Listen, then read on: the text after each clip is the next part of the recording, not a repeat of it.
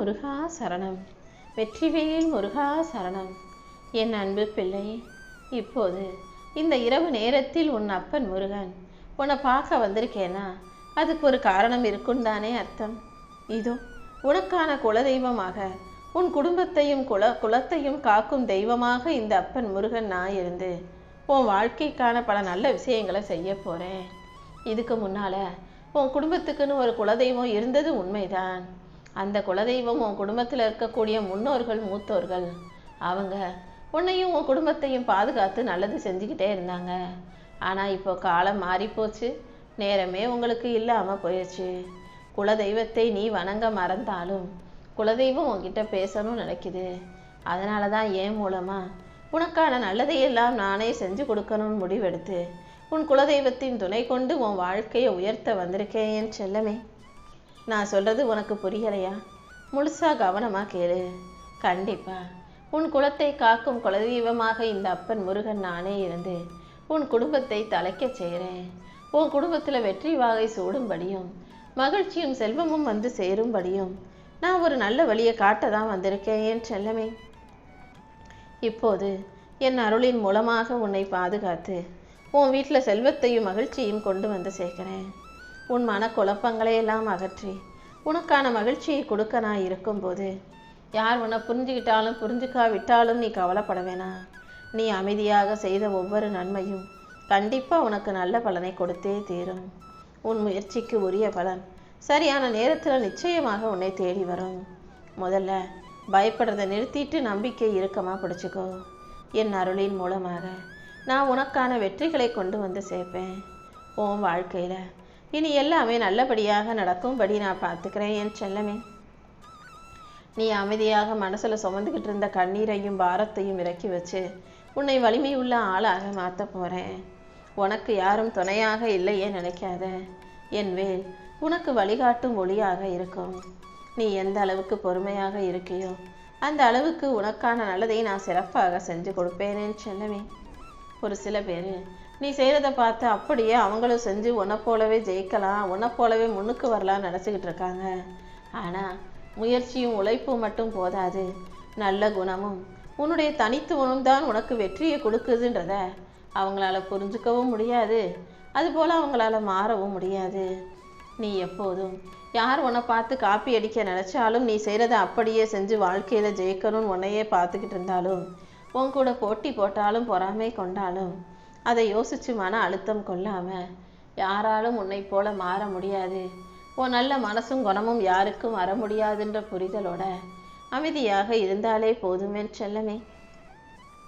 இந்த உலகத்தில் குடியை கெடுக்கும்னு பல பேர் சொல்லிக்கிட்டு இருக்காங்க. எத்தனையோ குடும்பத்தை அழிப்பதற்கு குடிப்பழக்கம் மட்டுமல்ல, சில மனிதர்களுடைய சில மோசமான எண்ணங்களும் பழக்க வழக்கங்களும் நடவடிக்கைகளும் கூட காரணமாகத்தான் இருக்கு. ஒரு வீட்டில் ஆணும் பெண்ணும் சமன்றதையே பல பேர் மறந்துடுறாங்க. வீட்டு வேலை இவங்க செய்யணும், வெளி வேலையை அவங்க செய்யணும்னு இருந்த காலம் போய் எல்லாரும் இப்போ எல்லா வேலையும் செய்கிறவங்களா மாறிட்டாங்க.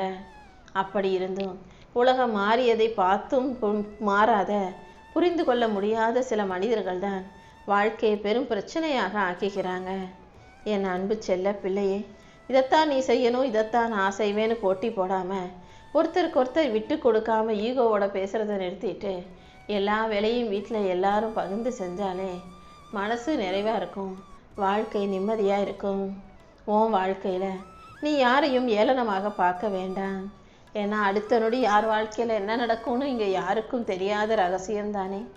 ஒருத்தருடைய பலத்தை மிகவும் பலவாக்கணுமே தவிர பலவீனமாக ஆக்கக்கூடாது. ஒருத்தருடைய மனசை நோகடிக்கும் வார்த்தைகளையும் அவங்கள கீழே தள்ளக்கூடிய தாழ்த்தக்கூடிய வார்த்தைகளையும் நீ ஒருபோதும் பேசாதே. யார் உன்னை மதிக்கலன்னு சொல்லி தானே வருத்தப்படுற, யார் உன்னை மரியாதையாக பார்க்க மாட்டாங்கன்னு தானே வருத்தப்படுற. இன்னைக்கு உன்னை அலட்சியப்படுத்தும் மனிதர்களே நாளைக்கு உன் நேரத்துக்காக காத்திருப்பார்கள். உன்னை நிரூபிக்க நீ யாரிடமும் வாதாட வேண்டாம். அமைதியாக உன்னுடைய உழைப்பை நீ செஞ்சுக்கிட்டே இரு. வார்த்தைகளை விட இங்கே வெற்றி தான் உறக்க பேசும். அப்போது நீ பெரும் வெற்றியை பார்த்து உன்னை விமர்சித்த மனிதர்களே உன்னை போற்றி புகழ்ந்து உன் கதையை பேச ஆரம்பிப்பாங்க என் செல்லமே.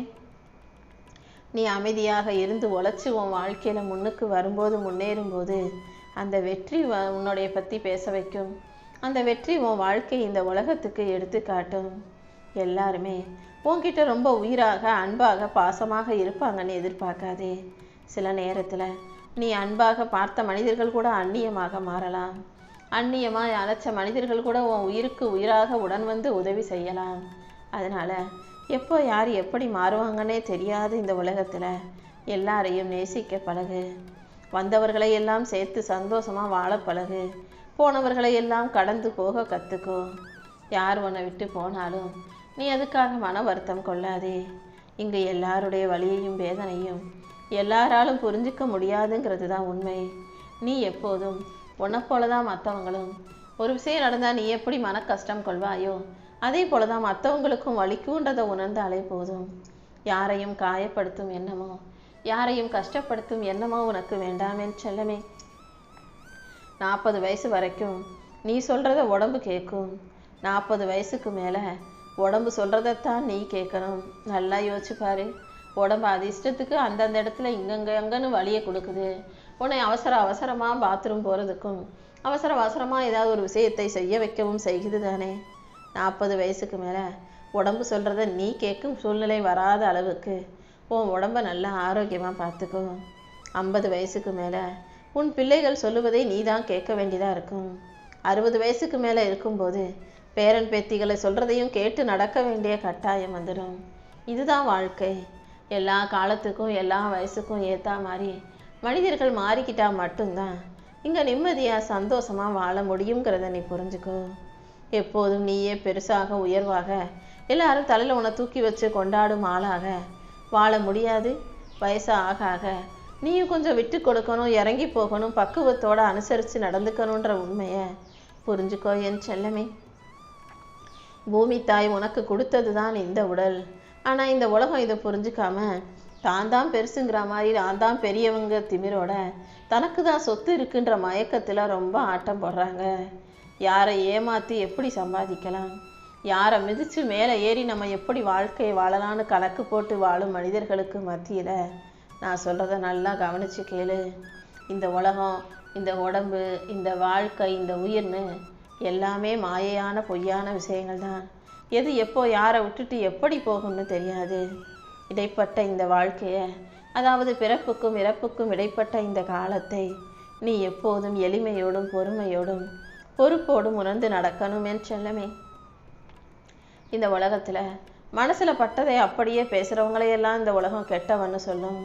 மறைச்சு பேசுகிறவனும் மெதுவாக பேசுகிறவனும் பொறுமையாக பேசுகிறவனையும் சிரித்து பேசுகிறவங்களையும் தான் இந்த உலகம் நல்லவன்னு சொல்லுது இல்லையா?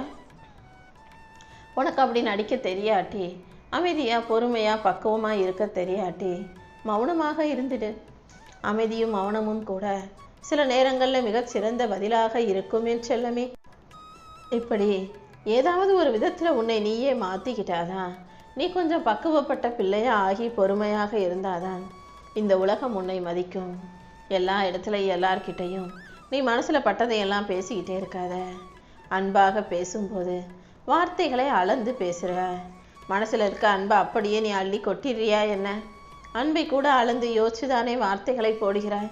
ஆனால் கோபம் வரும்போது மட்டும் மனசில் உள்ளதையெல்லாம் ஏன் அப்படியே அள்ளி வீசுறான்னு எனக்கு புரியலை. சிந்திச்சு பேசும் சொற்களில் பொய் சாயம் கலந்திருக்கலாம். ஆனால் சிதறி வரும் சொற்களில் காயம் மட்டுமே மிஞ்சும் என் செல்லமே. நீ கோபத்தோட வார்த்தைகளை அள்ளி வீசும்போது அதை அடுத்தவங்களை மனசை கண்டிப்பாக காயப்படுத்துன்றதை மறந்துடாத. எவ்வளவு கோபம் வந்தாலும் வார்த்தைகளை விட்டுட வேண்டாம். அடிகளை விட அது தரும் வலிகள் அதிகம். ஒருத்தவங்களோட தப்பாக பேசிட்டு அல்லது கோவப்பட்டு கத்தி பேசிட்டு எரிச்சல் பட்டு பேசிட்டு அதுக்கப்புறம் நீ எத்தனை முறை மன்னிப்பு கேட்டாலும் அவர்களின் மனக்காயம் மாறப்போறதில்லைன்றதை புரிஞ்சுக்கோ. காசு இல்லாதவன் பேசுறது உன் காதில் விழுகாது. நீ என்னைக்காவது கேள்விப்பட்டிருக்கியா? உண்மை அதுதான். நீ கையில் காசோட என்ன சொன்னாலும் இந்த உலகம் உன் பின்னாலேயே வந்து நீ சொல்கிறதையெல்லாம் அமைதியாக காது கொடுத்து கேட்கும். கையில் காசு இல்லாமல் நீ நல்லதையே சொன்னாலும், எவ்வளவுதான் நயமாக பேசினாலும், உண்மையை பேசினாலும், உயர்வாக பேசினாலும் கூட மதிப்பு கிடைக்காது என் செல்லமே. ஏன்னா பணம் இல்லாதவனை தெருநாய் கூட குறைக்கும் உலகமாக இது மாறிடுச்சு. சட்டப்பையில் சில காசு பணம் இருந்தாதான் சுற்றமும் மாறும், சொந்தமும் தேடி வரும். காசு பணம் இல்லாதவன் எங்கே போய் பேசினா நம்மக்கிட்ட உதவி கேட்டுருவானோ கடன் கேட்டுருவானோன்னு இந்த உலகம் ஒதுங்கி போகத்தானே செய்யுது. காலம் எல்லாத்தையும் கண்டிப்பாக மாற்றும். யார் உன்னை தவிர்த்து விடுவார்களோ, யார் உன்னை தவற விட்டுடுவாங்களோ நீ வருத்தப்படாத. நீ நல்லவனாக இருந்தாலும் இந்த உலகம் உன்னை நல்ல ஆளாகவே பார்க்காது. கையில் காசு இருந்தால் மட்டும்தான் உன்னை ஆகா ஒவ்வொன்று புகழ்ந்து பேசும் உலகமாகவே இது இருக்குது என் செல்லமே. உன்னையும் உன் வாழ்க்கையை மாற்றி அமைச்சு உனக்கான மகிழ்ச்சியை கொடுக்கணும்னு முடிவு எடுத்துட்டு தான் இந்த அப்பன் முருகன் இப்போது உன்னை தேடி வந்திருக்கேன். கண்டிப்பா உன் குலத்தையும் குடும்பத்தையும் உன் தலைமுறையுமே காக்கும் தெய்வமாக இந்த அப்பன் முருகன் நான் இருப்பேன் என் செல்லமே. வாழ்நாள் முழுவதும் நல்ல நாளோ விடுமுறையோ எல்லா நாளும் ஓடி ஓடி உழைச்சு நீ சம்பாதிச்சு என்ன செய்ய போற? சம்பாதிச்சதை வச்சு சந்தோஷமா செலவு செஞ்சாதானே, சந்தோஷமா உனக்கு பிடிச்சதை வாங்கி செஞ்சா சாப்பிட்டாதானே ஒரு வாழ்க்கையில அர்த்தம் இருக்கும். அதனால எப்போதுமே சம்பாதிக்கணுங்கிறதுல மட்டும் கவனம் செலுத்தாம அதை எப்படி சந்தோஷமா அனுபவிக்கிறதுங்கிறதுக்காகவும் கொஞ்சம் நேரம் செலவிடு. உன் குடும்பத்துல இருக்க உறவுகளை, அது கணவனோ மனைவியோ, அவங்கள அன்பா மரியாதையா நடத்து. அப்போது உன் வாழ்க்கையே ஒரு நிம்மதி நிறைஞ்சதா இருக்கும். வாழ்க்கையின் கடைசி வரை உன் கூட வரப்போறது உன் துணைதான்றதை நீ மறந்துட வேண்டாம். நீ இன்னைக்கு எதை விதையா போடுறியோ அதைத்தான் வயசான காலத்துல அறுவடை செய்வாய். அள்ளி விதையை போட்டுட்டு, அதாவது அரளி விதையை போட்டுட்டு நாளைக்கு மல்லிகைப்பூ மலரும்னு எதிர்பார்க்க முடியாதல்லவா? இளமை இருக்கும்போது, பலம் இருக்கும்போது, உடம்புல வயசும் தெம்பும் இருக்கும்போது நம்ம மனைவி நம்மளை என்ன செஞ்சிட போறாங்க? நம்ம என்ன செஞ்சாலும் அவன் அமைதியா போயிடுவா, அவளை அடக்கி நம்ம ஆட்சி செலுத்தலாம்னு பல பேர் சின்ன வயசுல ஆட்டம் போட்டுட்டு வயசான பிறகு எந்திரிச்சு உட்கார்றதுக்கும் நிற்கிறதுக்கும் மனைவியின் துணையை நாடுபவர்களாக, உடல் வசதி இழந்தவர்களாக, அதாவது உடல் சோர்ந்து போனவங்களா, உடல் செயல்பட முடியாதவர்களா மாறி போனவங்க எத்தனையோ பேர் இருக்காங்க. கணவரோ மனைவியோ இளமை வயசுல அதிக துள்ளலோட ஆட்டம் போட வேண்டாம்.